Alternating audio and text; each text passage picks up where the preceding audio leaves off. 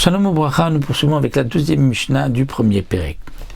Là encore, la Mishnah va nous rapporter une marloquette entre Shammai et Hillel et les Chachamim, mais cette fois-ci concernant la quantité de farine que nous avons besoin pour prélever la chala.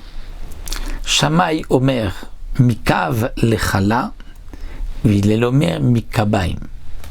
C'est-à-dire une pâte. Pour qu'il y ait une obligation de prélever la chala, il faut qu'il y ait une certaine quantité de farine, qui correspond, comme nous explique le Barthénoura, à Reshit Arisotrem. La Torah nous dit le début, vous allez prendre une partie de votre pâte, et on parle là de la pâte que on faisait dans le désert, qui était Omer la Gulgolet Asirit Efa, c'est-à-dire la quantité de manne que chacun recevait. Ce Omer la Gulgolet, c'était un dixième de Efa. Le dixième de Efa, c'est une mesure de 3 séines, et donc un dixième de Efa, c'est la quantité de farine que nous avons besoin pour devoir prélever la chala. Shammai considère que Mikav le chala, lorsque nous avons une pâte où il y a une mesure de 1 cave, donc c'était une mesure de l'époque, le cave, c'était une mesure qui était en volume. C'est le volume, un cave de 4 logs, et un log, c'est l'équivalent de 6 œufs. Donc le cave avait l'équivalent de 24 œufs. Pour nous donner juste une petite idée, nous savons que le verre du Kiddush ou des Arba Kosot de Pessah doit contenir un quart de log, au moins un quart de log. C'est quoi le Revi'it? Revi'it, c'est un quart de log. Donc c'est combien un log? C'est 4 Revi'it.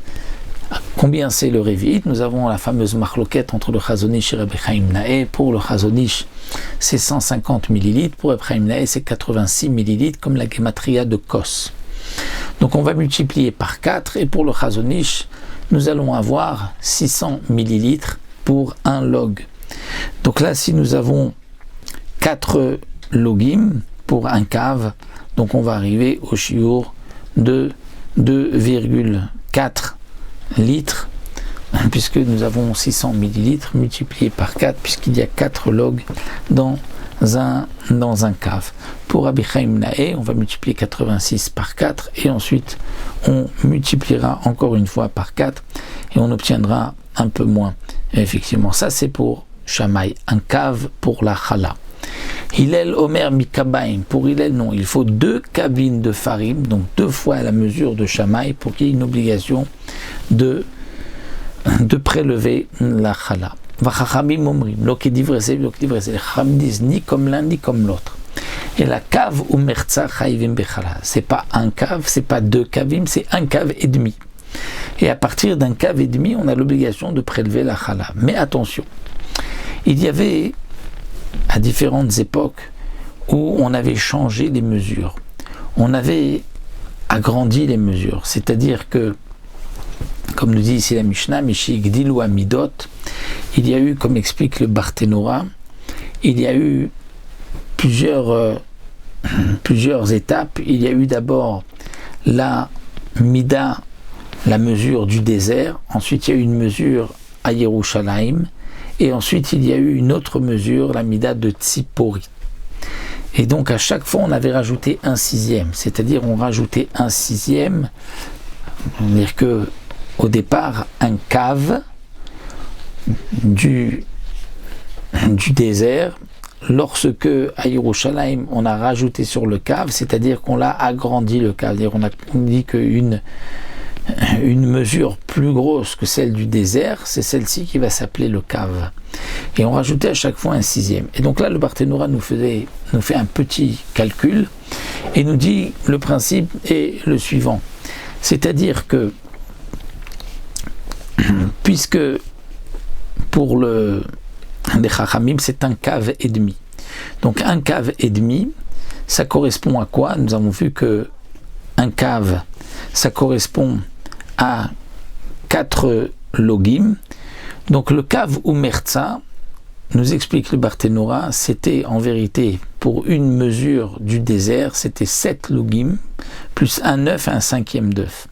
Seulement lorsque on a rajouté à Yerushalayim un sixième dans la mesure, donc 6 mesures du désert rentraient dans 5 de Yerushalayim.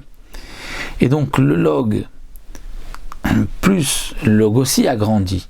Donc le log plus un sixième qui est un cinquième de Betsa vont en tout être un log de Yerushalayim. Donc ce qu'on avait au départ, 6 logim, plus un septième Betsa, ça nous permettait d'avoir un autre log. Donc on avait encore une fois le log du désert qui faisait 6 œufs, rentré dans 5 œufs grands.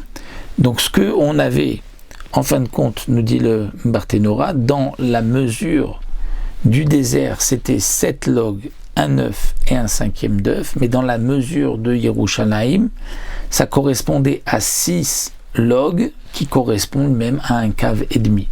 Donc c'est la même quantité, mais dans des mesures différentes. C'est-à-dire ce qui était au départ 7, ce qu'on appelait 7 plus un œuf plus un cinquième, aujourd'hui on appelait ça 6 logim.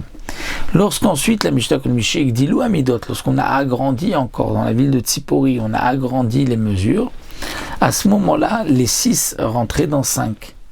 Et donc, on s'est retrouvé, nous dit la Mishnah, Amrou, on a dit Michkulamnot, Chameshet Revaim Chayavim. Lorsque j'ai 5 quarts de cave, puisque le cave est donc de 4 logim, donc les 6 étaient devenus 5.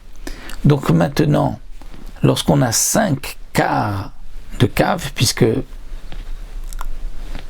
4 logim forment un cave, donc on va compter, si on a besoin donc de 5 logim, donc 5 quarts de cave.